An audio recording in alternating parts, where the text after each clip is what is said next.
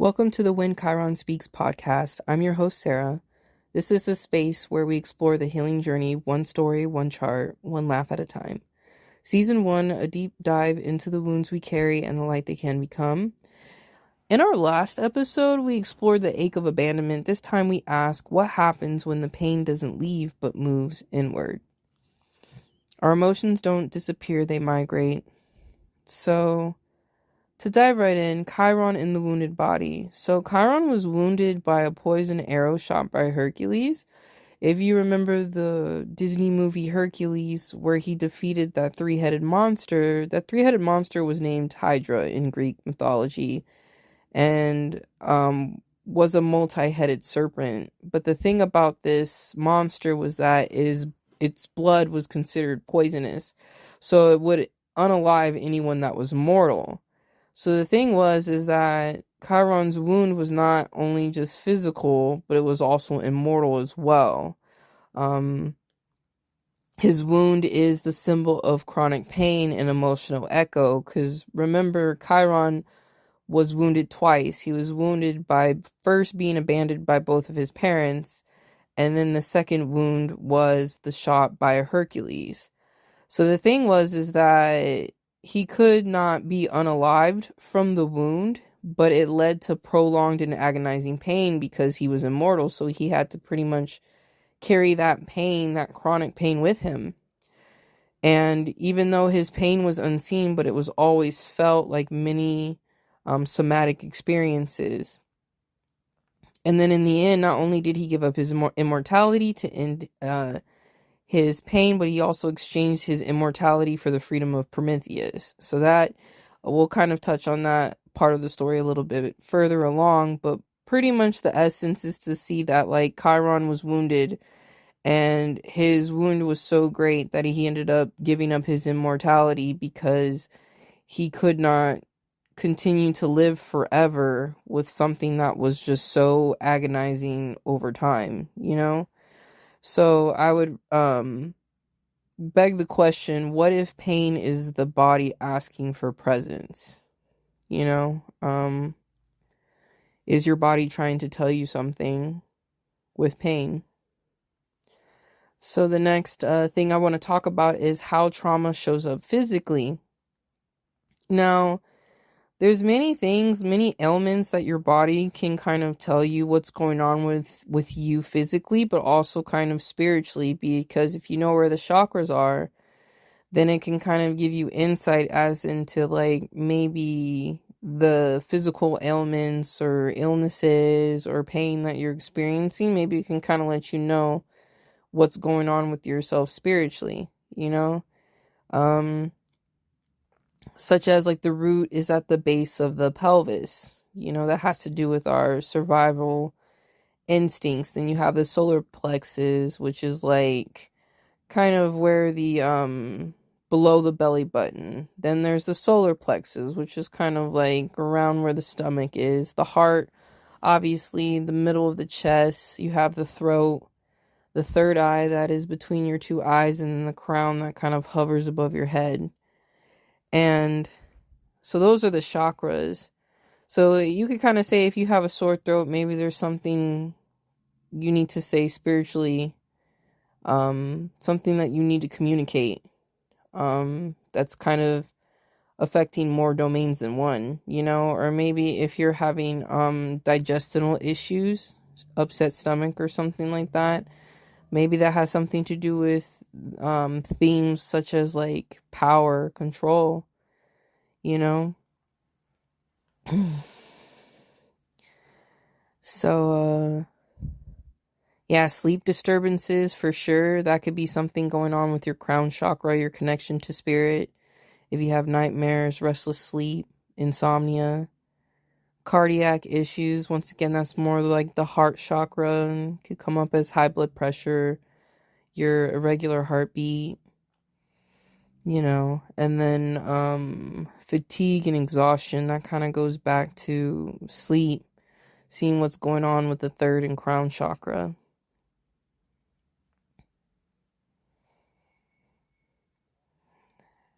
So yeah, I would say that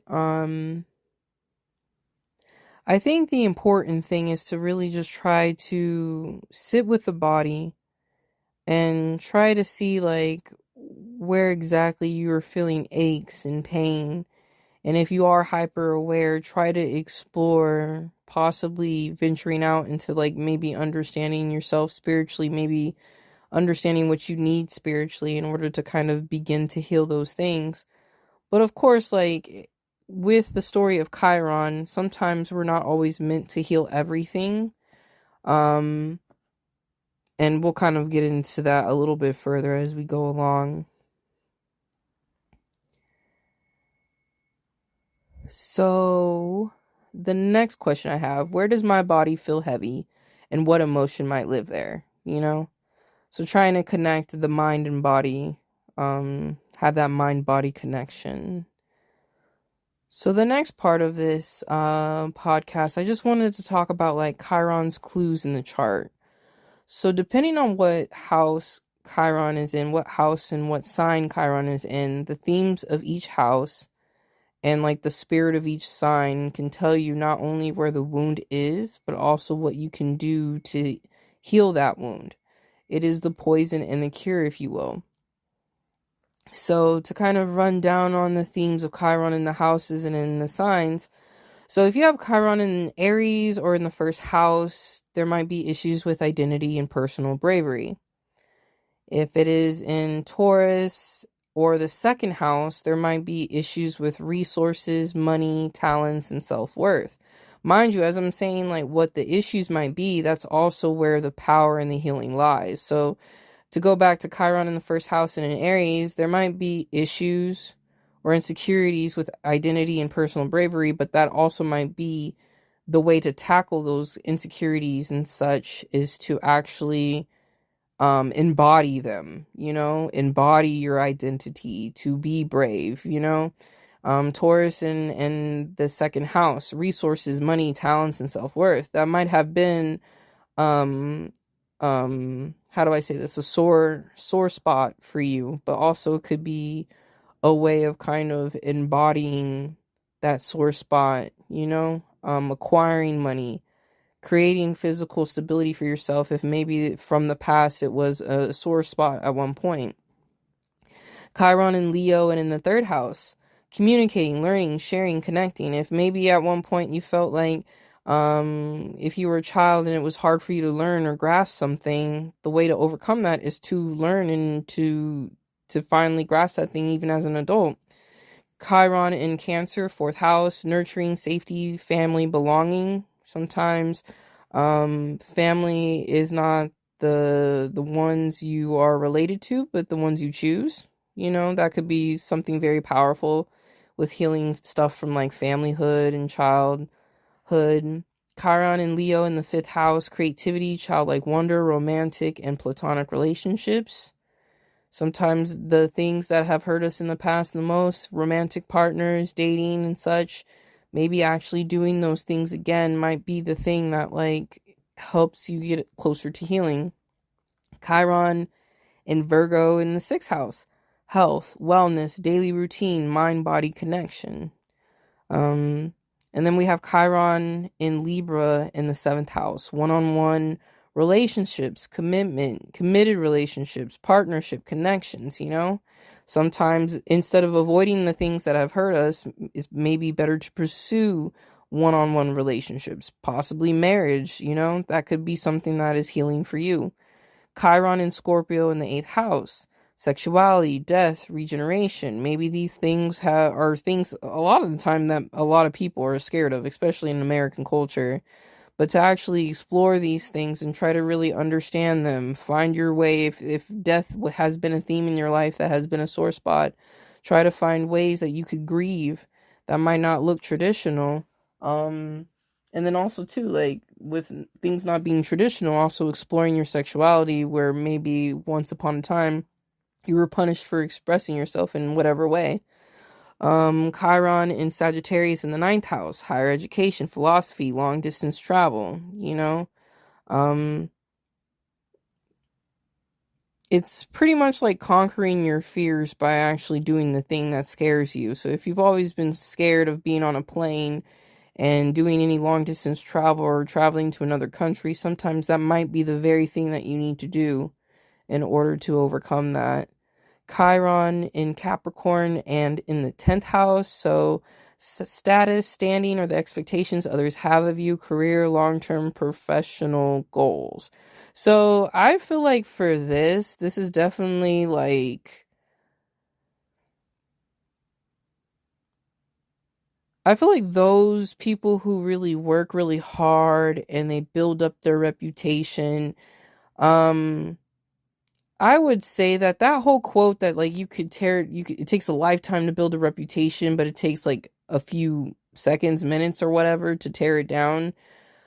I honestly, that can be true, but in my opinion, if someone truly worked hard and was ethical and used their moral compass and it was literally just their own blood, sweat, and tears that had led to their success, I don't think it takes a couple minutes to tear them down. There's always like setbacks, and there are always things that kind of push you off of your path. Sometimes that's divine intervention, but I digress. I'm pretty much saying that like sometimes I feel when people are very almost obsessive about their reputation, how they come off, and their professional goals, it's almost like sometimes their fear of losing their status, sometimes the healing comes from actually losing that status. Even if you had done nothing wrong,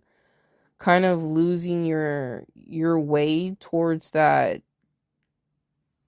like misstepping on when you're on your way to climbing the ladder and you make a misstep. I think sometimes that misstep will actually make you value your reputation and everything more if you've had to like learn to rebuild it, or if that makes sense to someone. Sorry if that took a minute for me to kind of explain, but yeah, Chiron in Capricorn in the 10th house. Then Chiron in Aquarius and in the 11th house, so friendships, community, social relationships, networking.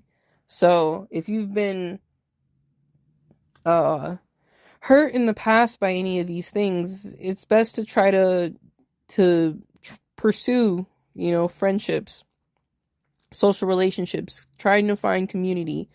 Because maybe in the past, like, maybe the community that you were trying to be a part of wasn't fit for you. Now maybe you're in a different space, a different time, and now that the people that are probably meant for you, you just have to kind of seek that community elsewhere, or seek it out, in order to find it. And then we have Chiron in Pisces and in the 12th house, the subconscious, dreams, things that are hidden, spirituality and intuition. I definitely feel like Pisces is so interesting. The 12th house is so interesting because it can feel very like ethereal and very surreal, almost, the themes of that sign and house. But I would say that the best way to kind of begin to approach it is to,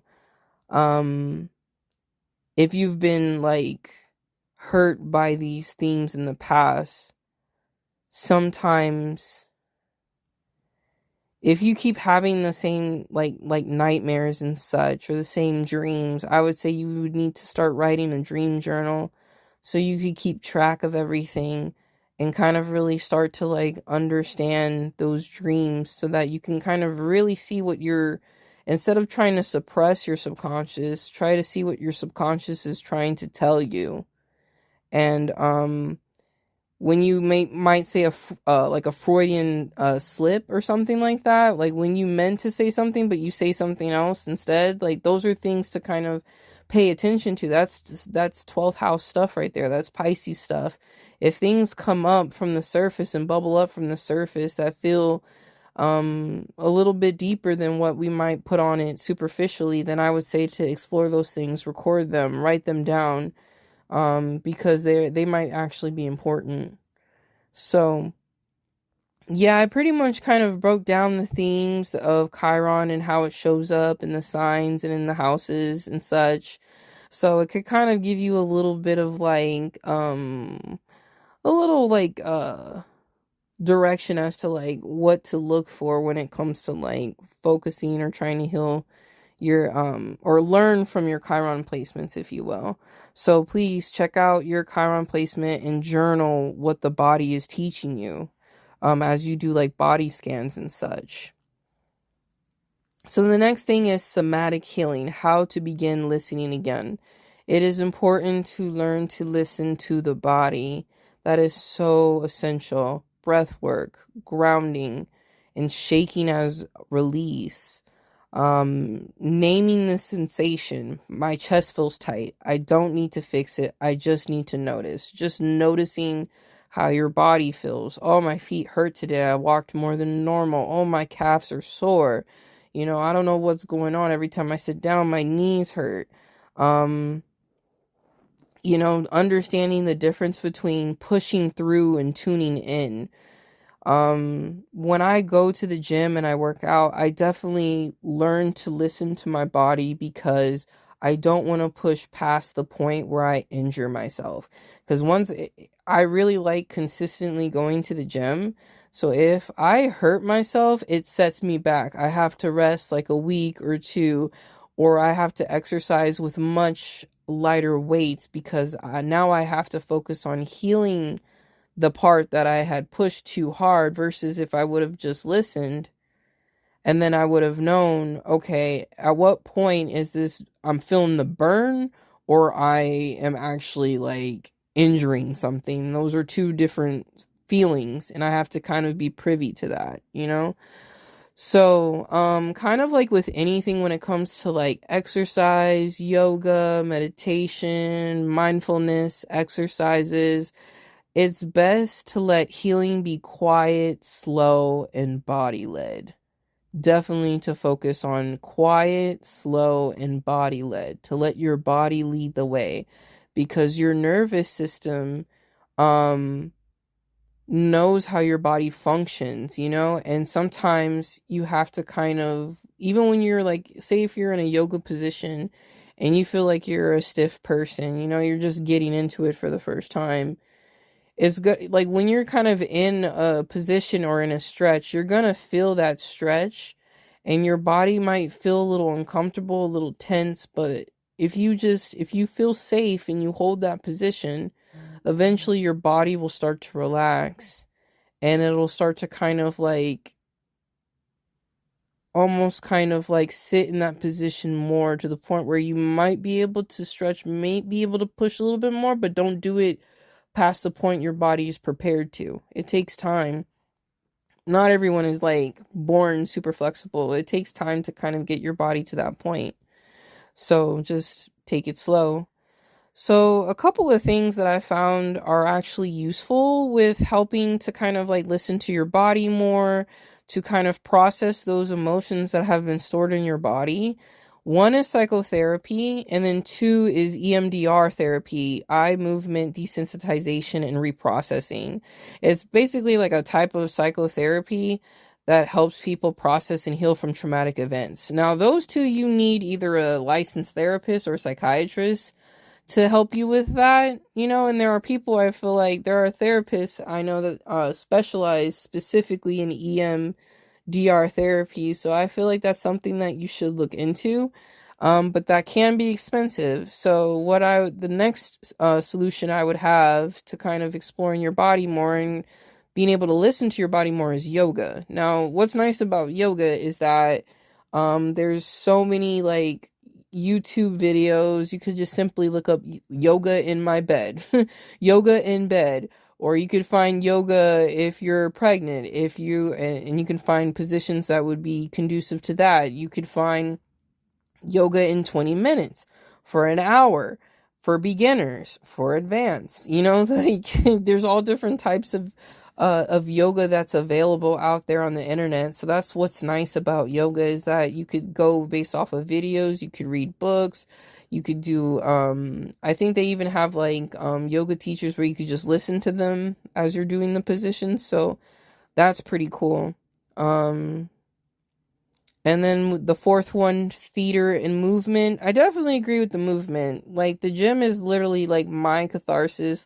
That's how I connect to my body, because sometimes I might not be always aware of like every single emotion that I have, and I can't always process my emotions how I want to in the moment, just because of the nature of life and how we are in society.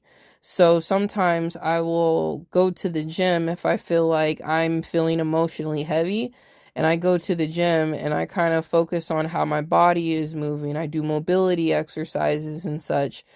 I think the reason why theater is listed, because it's like you sing, you're using your throat chakra to kind of express yourself. And with theater, there's choreography, you're moving your body, and also the community of it too.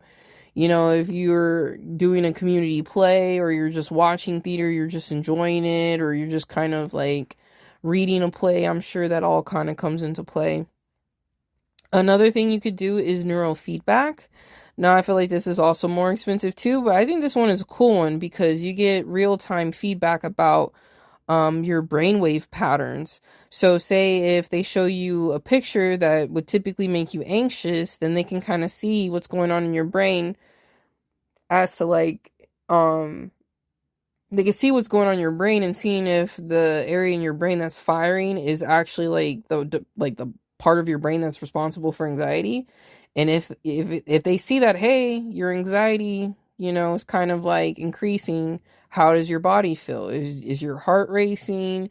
Do you start tapping your foot? Like, what are you doing physically when your anxiety gets up? So then when you know that, okay, I know that, for instance, my foot starts tapping when I get anxious. So what do? You could start focusing on deep breathing. You can kind of center yourself. You could do some visualization, visualize a beach, the ebb and flow of the waves, or you could do something to kind of what would be your like typical ritual to decrease your anxiety. And then you could see in real time if those things really do help and decrease your anxiety or not by what they're seeing is going on in your brain. So I feel like that's like a pretty cool solution if you're able to do that. Another thing is psychedelics. They're believed to work by increasing neuroplasticity, which is basically saying, in a fancy way of saying that you're rewiring your brain. Because a lot of the time our brains are wired based off of our trauma and the emotions that are stored in our body. So at least psychedelics literally kind of open up your mind. No pun intended, but it opens up your mind so that you're able to kind of like really rewire things and emotionally process things and disrupt the default mode that might be set by traumatic events that might have happened to you.